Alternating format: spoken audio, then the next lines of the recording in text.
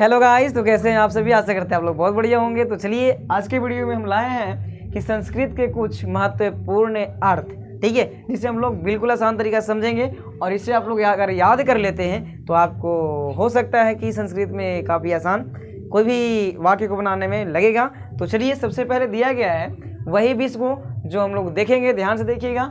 सबसे पहला है कृषिका।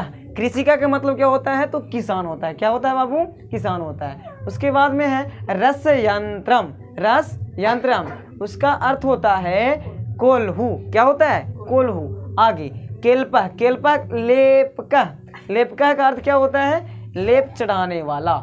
चलिए उसके बाद में दिया गया है लौहकारः। लौहकारः। लौहकारः का अर्थ होता है लोहार। लोहार को जानते हैं ना? हाँ जानते होंगे। चलिए उसके बाद में है व्रश्चन। व्रश्चना।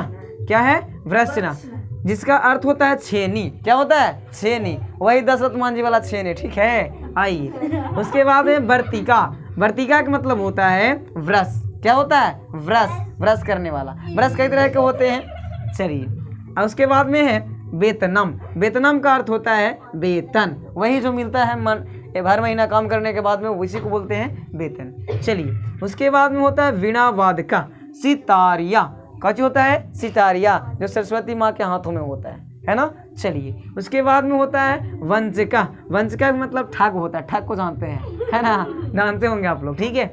उसके बाद में वामना। वामना का मतलब होता है बोना। नन्हे को वाला के बोना कहते हैं, ठीक है ना। चलिए उसके बाद में है व्याधा। व्याधा के मतलब होता है शिकारी, जो शिकार करता है, ठीक है। चलिए उसके बाद में शस्त्र मार्ज। शस्त्र मार्ज माने धार लगाने वाला। जो शस्त्र पर, अस्त्र पर, जो औजार पर धार लगाता है उसे ही कहते हैं शस्त्र मार्ज। क्या बोलते हैं? शस्त्र मार्ज। उसके बाद में है प्रतिहारः। प्रतिहारः का अर्थ होता है दरवान। क्या होता है? दरवान। आगे पादुरंजकः। क्या होता है? पादुरंजकः जिसका अर्थ होता है पॉलिश करने वाला। जो पॉलिश करता है, जूता में करता है, गाड़ियों में करता है, सारे में, उसी को बोलते हैं पॉलिश करने वाला, यानी कि पादुरंजकः। उसके बाद में मृत्यु। मृत्यु। मृत्यु क्या है? मृत्यु। मृत्या का अर्थ होता है नौकर। मृत्या का अर्थ क्या होता है? नौकर। उसके बाद में मालाकारः। मालाकारः का अर्थ क्या होता है? माली। जो माला को आकार देता है उसे क्या कहते हैं? मालाकारः। चलिए यंत्रम। यंत्रम का अर्थ क्या होता है? मशीन। यंत्रम या यंत्र बोलते हैं उसी को, ठीक है। उसे क्या बोलते हैं? मशीन। और यांत्रिक का मतलब होता है मिस्त्री या मैकेनिक।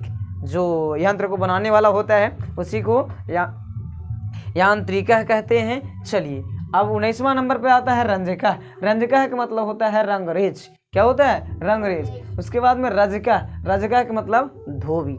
धोबी एक जाति है जिसे कहा जाता है रजका।